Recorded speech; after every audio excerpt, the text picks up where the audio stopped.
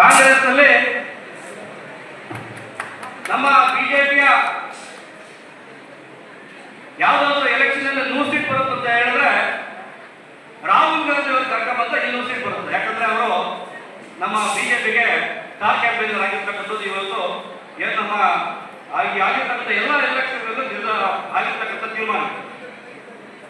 ಈ ಸಂವಿಧಾನ ಎಷ್ಟೊಂದು ಗೌರವ ಕೊಟ್ಟಿದ್ದಾರೆ ಕಾಂಗ್ರೆಸ್ ಅಂತ ಹೇಳಿದ್ರೆ, ಬಾಬಾ ಸಾಹೇಬ್ ಅಂಬೇಡ್ಕರ್ಗೆ ಎಷ್ಟು ಗೌರವ ಕೊಟ್ಟಿರ್ತಕ್ಕಂಥದ್ದು ನಮಗೆಲ್ಲ ಗೊತ್ತಿದೆ.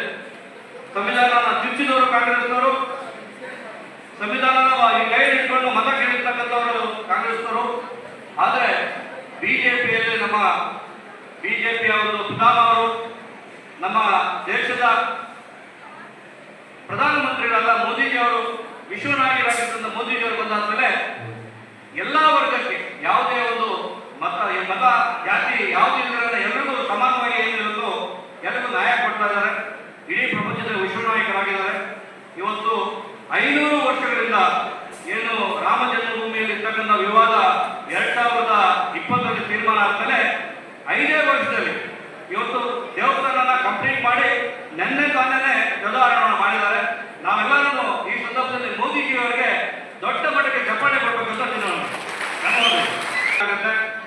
ನೆಕ್ಸ್ಟ್ 10 ವರ್ಷದಲ್ಲಿ ಇಡೀ ದೇಶದಲ್ಲೇ ಗುಲಾಮಗಿರಿನ 1% ಕಿತ್ತು ಬಿಸಾಕ್ತಕ್ಕಂಥ ತೀರ್ಮಾನ ಮಾಡಿ ಮೋದಿಜಿಯವರು ಹಗಲು ರಾತ್ರಿ ಭಾರತಕ್ಕಾಗಿ ದುಡಿತಾ ಇದ್ದಾರೆ.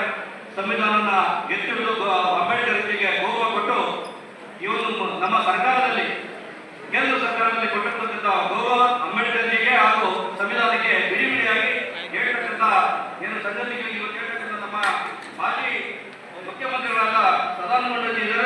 ನಮಸ್ಕಾರ. ಜೈ ಭಾರತ್ ಮಾತಾ ಕಿ.